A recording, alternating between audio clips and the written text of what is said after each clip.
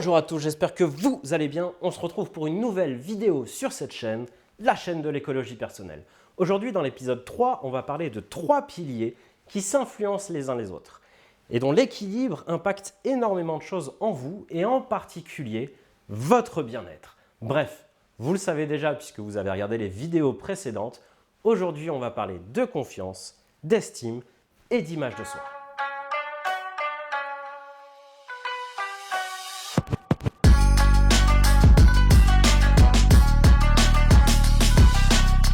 Vous l'aurez compris, l'image, l'estime et la confiance s'influencent les unes les autres. Mais avant toute chose, est-ce que ces 3 notions sont bien claires pour tout le monde? Mais déjà que les plus grands de la psychologie n'entendent pas exactement la même définition. Donc, Alors exactement, mais simplement c'est une question rhétorique, parce que là en fait ils ne peuvent pas me répondre. Et donc a priori il n'y aurait pas de définition parfaite pour ces 3 notions. Mais c'est pas grave, le principal c'est qu'on puisse se comprendre. Et pour ça, l'idéal, ça serait que les concepts qui s'allument à l'évocation de ces 3 mots, ce soient les mêmes pour tous. Et donc ici, on va se mettre d'accord entre nous sur la définition de ces 3 concepts. Et pour tous se mettre d'accord, on va voir ces 3 notions. Et en les voyant, il y aura un petit exercice à faire. Et donc idéalement, posez-vous tranquillement en regardant cette vidéo. Et munissez-vous d'un papier et d'un crayon. Pour la première notion, on va réfléchir un petit peu comme les portraits chinois. Vous savez, ces petits tests qui vous demandent si vous étiez un animal, lequel seriez-vous? Si vous étiez un phénomène naturel, lequel seriez-vous? Si vous étiez une pierre, laquelle seriez-vous? Vite fait, là, tout de suite, si vous deviez choisir une image, et une seule, pour vous représenter tel que vous vous voyez aujourd'hui, parmi tout ce qui existe et tout ce qui n'existe pas. Si vous pouviez fermer les yeux, si vous pouviez aller à la rencontre de vous-même, vous voir tel que vous vous voyez vous-même, voyez une représentation, voyez une image, celle qui vous définit dans vos bons côtés, dans vos moins bons côtés, pas après pas, trouvez les contours de cette image, les couleurs, les détails. Finalement, voir ce qui vous représente le mieux à ce jour. La façon dont vous pourriez vous voir vous-même. Prenez votre papier, prenez votre crayon et notez ce que vous voyez. Notez cette image, en un mot idéalement ou quelques mots. Ceci fait, vous l'aurez compris, ici quand on parlera d'image de soi, ce sera l'expression la plus imagée de ce que vous percevez de vous-même à un instant T. Tout simplement. Et je précise à un instant T parce que cette image est susceptible de changer. J'ose espérer que l'image de vous que vous avez aujourd'hui n'est pas la même qu'il y a 15 ans et ne sera pas la même dans 15 ans. Pour cette deuxième notion, on va réfléchir de la même manière, seulement cette fois, on va retrouver l'image de votre idéal. Si là, tout de suite, vous deviez choisir une image et une seule, parmi tout ce qui existe et tout ce qui n'existe pas, si vous pouviez fermer les yeux et aller à la rencontre, non pas de vous-même, mais de votre idéal, de la représentation de ce que vous seriez si toutes les conditions étaient réunies pour le devenir. Si vous aviez toutes les capacités de devenir aujourd'hui votre idéal, tout ce que vous voudriez être. Là, vous pouvez aller à la rencontre de cette image, la voir se dessiner, ses détails, ses couleurs, sa forme. Quelle serait cette image que vous voyez là? Quelle serait l'image, la représentation la plus imagée de votre idéal? Prenez un stylo, prenez votre papier et notez-le. En un mot idéalement ou quelques mots. Ici, on va donc considérer que l'estime de soi est inversement proportionnelle à la différence entre l'image de soi et l'image de notre idéal. C'est-à-dire que plus la différence entre ces 2 images est petite, plus l'estime de soi est grande. Et inversement, plus la différence entre ces 2 images est grande, plus l'estime de soi est petite. La notion de confiance est un peu plus délicate à définir et la plupart des psychologues spécialistes du domaine la définissent par un équilibre entre 4 points. La sécurité intérieure, c'est ce qu'on travaille sur cette chaîne. L'affirmation de ses propres besoins, Oh, ça aussi. L'acquisition des compétences, Ah bah là, on est en plein dedans. Et enfin la reconnaissance par les autres. Ah, ça on n'y est pas encore. Eh bien l'air de rien, si. Un peu à travers les tips qu'on a déjà fait et de toute façon ça se fera naturellement à travers d'autres tips. Mais surtout plus tard on verra une vidéo spécifique à cela. Certains définissent également cette confiance en soi par notre capacité à croire en nous-mêmes, ce qui nécessite une certaine autonomie, un certain nombre de réussites de tout genre, une certaine capacité de résilience, mais également un certain nombre d'objectifs réalisables à court et moyen terme. Enfin, certains préfèrent parler de confiance en soi dans un domaine. Avoir confiance en soi dans un sport, dans un jeu, dans une rédaction, dans une tâche bien précise. Et alors la confiance en soi générale devient la somme de toutes ces confiances. Et je pense que chacune de ces définitions ne s'oppose pas, mais je dirais plutôt qu'elles se complètent. Nous pensons. Oui, tiens, c'est juste. Viens l'exprimer ici, je pense que ce serait pas mal. Non, pas besoin.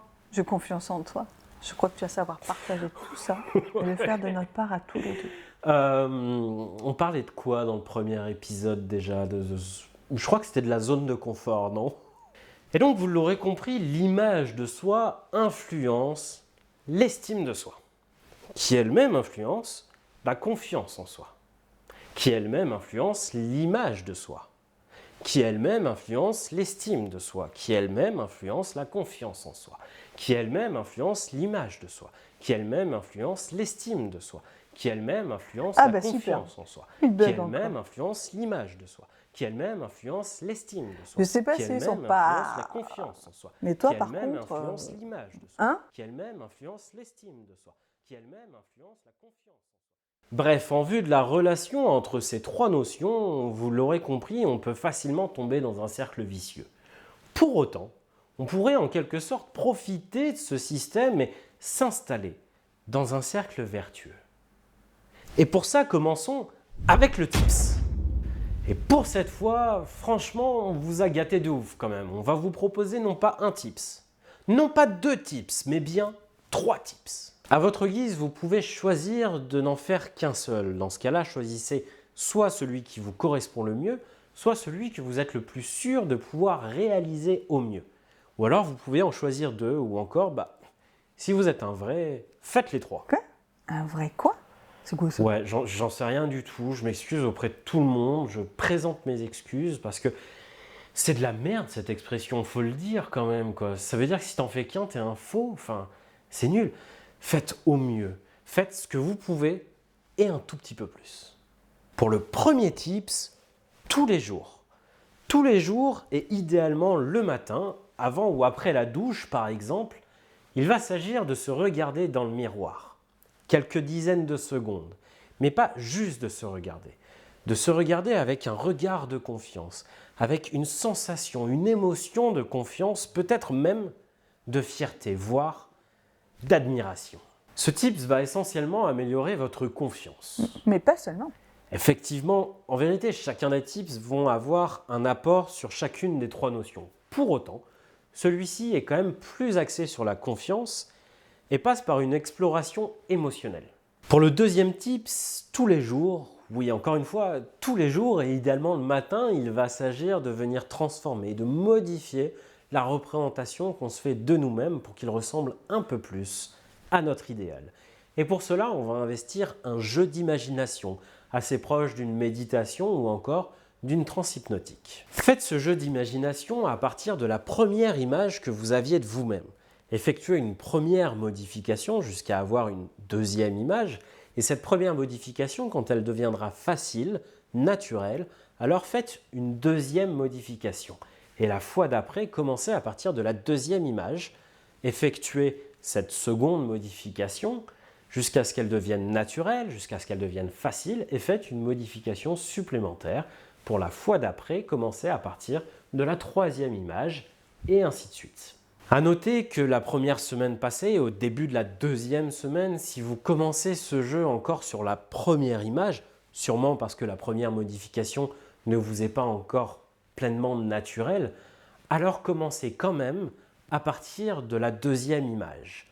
De la même façon, pour la troisième semaine, commencez au moins à partir de la troisième image. Ce deuxième type, lui, est plus axé sur l'image de soi en passant par l'exploration de nos représentations. Quitte à vous gâter, j'ai préparé 2 enregistrements audio qui vont pouvoir vous guider et vous aider au début de l'établissement de ces 2 premiers tips. Vous les retrouverez en description, vous pouvez les écouter directement sur YouTube ou les télécharger via différents sites qui permettent ce genre de service. À terme, et idéalement, il s'agirait d'appliquer ces tips sans aide. Un peu à l'image d'un nouveau jeu de société qu'on vient de découvrir. On fait nos premières parties avec les règles à côté. Parce qu'il y a certains points dont on n'est pas encore sûr, qu'on n'a pas encore bien saisi. Et puis, au bout d'un moment, on a toujours ces règles, mais on les a juste au cas où. Juste peut-être même juste pour nous rassurer.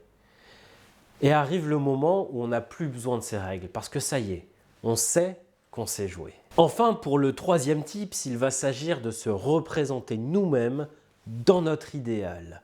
Observer notre quotidien quand nous serons à cet état d'idéal. Repérer dans le quotidien et dans certaines tâches bien précises ce qu'il fait et que vous ne faites pas encore. Observez ce que vous faites, mais pas encore de la même manière que lui.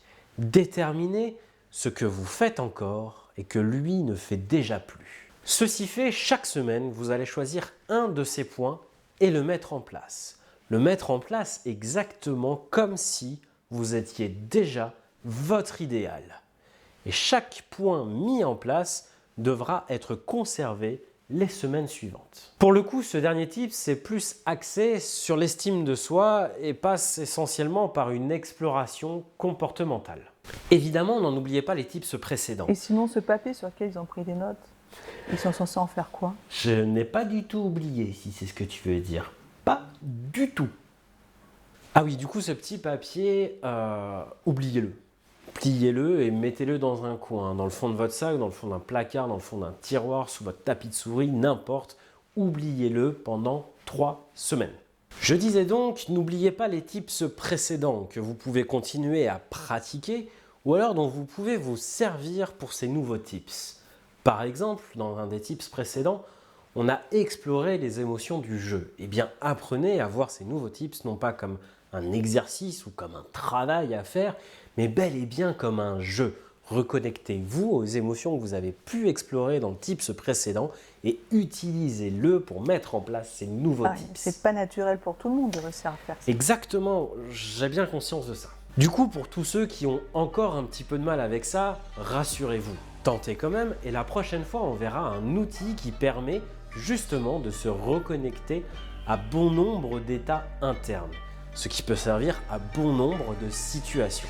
C'est ce qu'on appelle l'ancrage. Mais d'ici là, amusez-vous avec ces nouveaux tips, prenez soin de vous, soyez meilleurs qu'hier et surtout, soyez écologique avec vous-même. Tchuss. Bye bye.